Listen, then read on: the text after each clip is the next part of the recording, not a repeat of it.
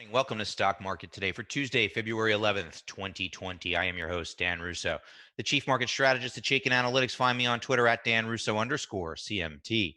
Stock Market Today brought to you today and every day by Chaikin Analytics. Head over to chaikinanalytics.com/today where you can sign up for a free email where we get a lot of the content for this show, as well as give you daily stock ideas to consider that hits your inbox every trading day before the market opens. So U.S. equities finished higher in Monday's trading, extending last week's gains.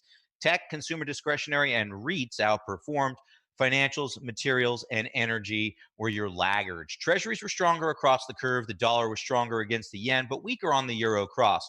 Gold finished up 40 basis points, and WTI crude down about 1.5% on the day.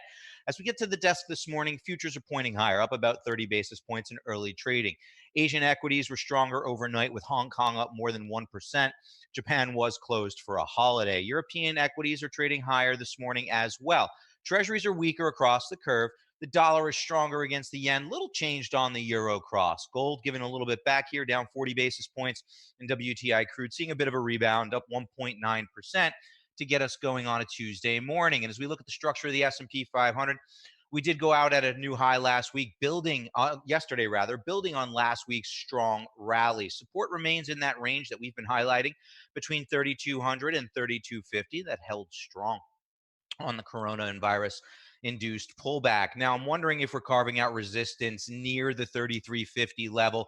The one thing that is on my mind is that while the RSI does maintain bullish ranges, that negative divergence that we've been highlighting over the past few days does remain in play. What does that mean? It means the market is making new highs, but this particular indicator is making a lower high. It's just kind of a warning. Just be diligent out there, watch what's going on. We've had this strong move higher over the past 6 days of trading. Perhaps the indicator needs some time to catch up, but we are mindful of divergences. As always, we want to manage risk, but the trend remains very much intact with the RSI in bullish ranges and Chaikin money flow remaining bullish. So I think it still makes sense to identify the strongest areas of the market and then look for the stocks within those areas with bullish and very bullish ratings that are outperforming the market and try to get those stocks when they become oversold within the context of their uptrends. So big picture, not a lot has changed here for the structure of the overall equity market. Now let's hit our market in a minute. What are we writing about in our note today to Chaikin Analytics clients? Well, stocks add to last week's 3% plus rally to start the new week. Strong day yesterday. Technology remains strong leadership, but I'm wondering if on a relative basis we're a bit extended to the upside in the near term. Consumer discretionary held relative support on Amazon's strength. Energy weakens further as crude breaks down. That's just been an ongoing theme here for the past few months and really for the majority of the past 12 months. Futures, as I said, do point to a higher open today. So it is Tuesday. We do our relative strength work at the sector level. So that'll be a big focus in my note today, as well as on the show. Looking at the major indices from a power bar perspective, the Dow tacked on 60 basis points yesterday, 8 bulls to 6 bears there. S&P 500 up 77 basis points, 134 to 61 bulls to bears for that group. NASDAQ was an outperformer, up 1.21%, 38 to 5 bulls to bears for the NASDAQ if you're looking at the Qs and drilling down on their individual holdings. Small caps, slight underperformer, 487 to 259 bulls to bears. Bonds uptick, sending yields lower. Tech was your big gainer at the sector level, up about 1.4%. 29 bullish or very bullish stocks in tech for only 5 bearish or very bearish stocks. According to the Chaikin Power Bar, small cap stocks and large cap stocks are bullish. Major markets are mixed. Now let's look at our stock of the day. Remember, the stock of the day is auto-generated, and then I look at it for you in real time, as if you came to me and said, hey, Dan, what do you think of Ashford Hospitality? Well, first and foremost, we'll point out that this is a $2 stock. Comes to us from the REITs group, closed down 37 basis points yesterday. Ticker AHT actually has a very bullish rating, and that's due to very attractive financial metrics, very positive expert activity, and strong price volume activity. 20 factors, right? We look at them every night. We come out with that very bullish rating. The trend is strong above the trend line. Industry group, from a power bar perspective, the REITs have been okay, but this has not been a stock that we would recommend looking at it, and that does remain the case. Remember, it's the power gauge rating in conjunction with relative strength. So while we do have a very bullish rating here, and for those of you who look at $2 stocks, the analysis does remain the same. However, look at the underperformance. Stock's been underperforming since last May, and the intensity of that underperformance does remain strong. We're neither overbought nor oversold. Money flow is bearish. This to me is just, number one, I don't really like to look at these low price stocks. Number two, even if I did, this would not be one that I would like to consider on the long side, but we will look at a better stock a little bit later on in the show. According to the sector tracker now, the movement of the major sectors over the last 5 days, the largest weight in the index, technology, is at the top of the list, and we like to see that. Industrials, a little bit of a rally here in the near term, but bigger picture relative trend there does remain weak. Healthcare, it's an area of the market where we've been warming, and while we do expect volatility leading into the election, from a Chaikin Analytics perspective, healthcare does still look fairly compelling. Comms having some strength recently on the back of some of the large cap names there. REITs, discretionary financials, and staples are middle of the road. Materials and energy are higher over the past 5 days, but still lagging. And utilities are lower over the past 5 days. Utilities have had a strong move as rates have come in, seem to be digesting that move here in the near term. Energy, we're going to take a look at the energy complex a little bit later on in the show on a relative basis.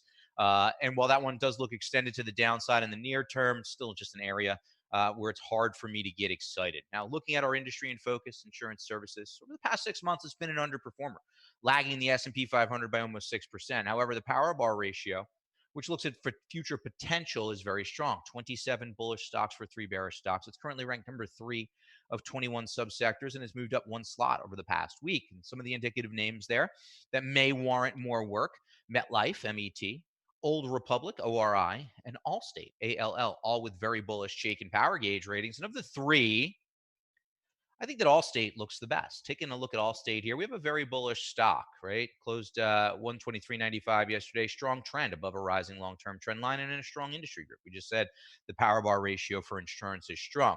Now, what's interesting to me is this personality change as we went from an underperformer to an outperformer to coincide with that very bullish rating. Chaikin money flow is bullish. And overbought, oversold, we're kind of middle of the road. So we have a nice, steady, strong uptrend here for a stock that's outperforming. If you're looking for a name in the insurance complex, I think that Allstate is of the three looks the best. Seeing a bit of a consolidation here after an earnings-induced rally. Maybe give this some time to work towards an oversold condition, and then all else being equal, Allstate starts to look compelling as an idea on the long side of the portfolio as a leading stock in a leading area of the market.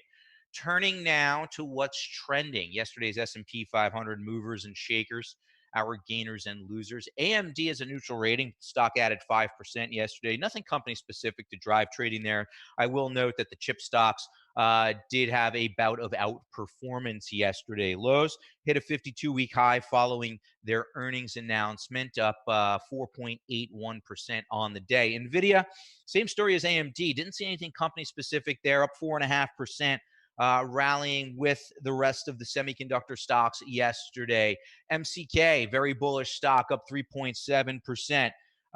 Hit a 52-week high on news of an exchange offer.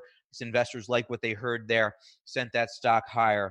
IPG Photonics, remember this one was on the loser side of the board yesterday, seeing a bit of a rebound in following yesterday's trading, up nearly 3.5% for IPG Photonics. On the loser side of the board, Abiomed, ABMD.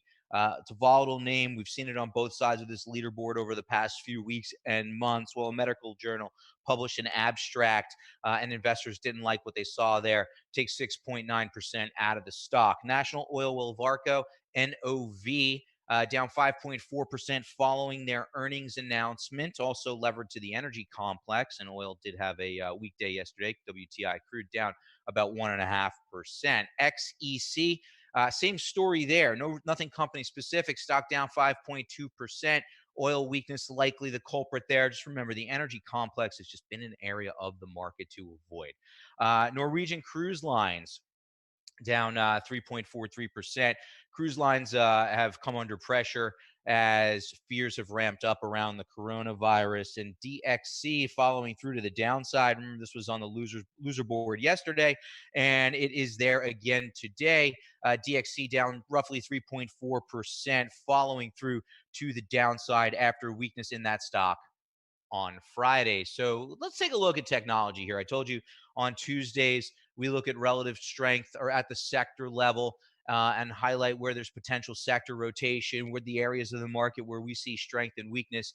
And listen, we've been bullish on technology. It's been the right call. This has been in a solid uptrend since the market bottomed late 2018, early 2019. You can see this trend of relative strength retakes the 200-day moving average and just continues to move higher. 200-day moving average is rising as well. Now, confirmed by momentum, as the RSI has maintained a position in bullish ranges, and throughout the course of the past year or so of trading, it's become overbought a few times, currently close to an overbought condition. And the uptrend on an absolute basis is very much intact. I would call that a textbook uptrend, a series of higher highs and higher lows for the technology complex. And as we look at it through the lens of Chaikin Analytics, XLK does have a very bullish Chaikin Power Gauge ETF rating. We already touched on the power bar ratio, 29 bullish or very bullish stocks there for only 5 bearish or very bearish stocks. So this has been one of our favorite areas in the market, but while it does remain strong, while over the intermediate term, we do think the weight of the evidence supports a continuation of outperformance, I will highlight that we are extended from the 200-day moving average. I did a quick study on this morning, just kind of looking at how many standard deviations above the 200-day moving average is technology currently on a relative basis. So this ratio, right? And it's almost 3 standard deviations above the 200-day moving average. So just something to keep in mind. We continue to like tech, right? Very bullish power bar ratio, right? It's an area of the market that's working and is likely to continue to work, right? But I wouldn't be surprised to see a pause here in the near term, just given the extended nature of the group. So we're asking the question, is it extended? Yes, it is extended. Can it get more extended? Yes, but we like to think a little bit tactically as well within our strategic views on the marketplace. What about consumer discretionary? Consumer discretionary is an interesting group because it's very diverse. This is one of those areas of the market where I like to tell investors, if you're drilling down on consumer discretionary, you really do have to take your analysis to the industry level, right? Because there are a lot of different groups here, right? There's specialty retail, there's soft lines, there are hard lines. Home builders are part of the discretionary group. So I do think it makes sense to drill down on the group. But if I look here, what we've seen is a bout of weakness that took us below the 200-day moving average to then test support that's been in place for roughly 2 years. Now we briefly undercut that support level and then quickly rallied largely on the back of strength in Amazon. If we drill down on the consumer discretionary sector, Amazon is roughly 23-24% of the sector. So with Amazon gapping higher and continuing to follow through on their earnings announcement, that has obviously helped out the consumer discretionary sector here, and that's what's led to this near-term bounce. So what we're looking for is for the RSI to continue to shift higher, hold within bullish ranges, and work higher. Obviously, we would like to see a break through this consolidation, but just bear in mind that some of the strength could be deceiving given Amazon's weight within the group. And just to kind of tell you that, here's XRT retail on an equally weighted basis.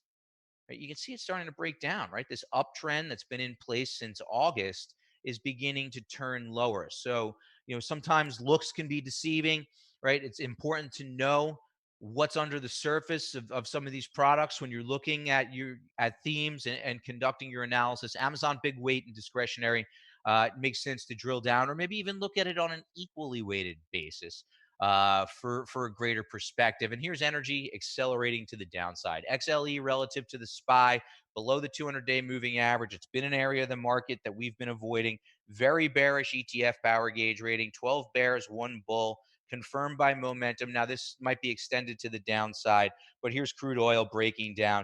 Just continues to be an area of the market that we want to avoid. And then, as always, we're still offering our 14-day trial to Chaikin Analytics. Head over to chaikinanalytics.com/test drive to sign up and follow through and find some of these ideas that we talk about each and every day on this show. I hope you have a great Tuesday, everyone. I'll be back tomorrow.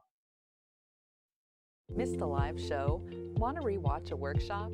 Tune into the StockCharts TV YouTube channel to catch up on the latest programming and content. All of our live shows, workshops, special guests, and more can be found there. Each category has its own playlist, so it's easy to locate. We even have Chart School and creative strategy videos to help you become a better technical trader. Leave comments for our commentators, like your favorite videos, and don't forget to subscribe to our YouTube channel.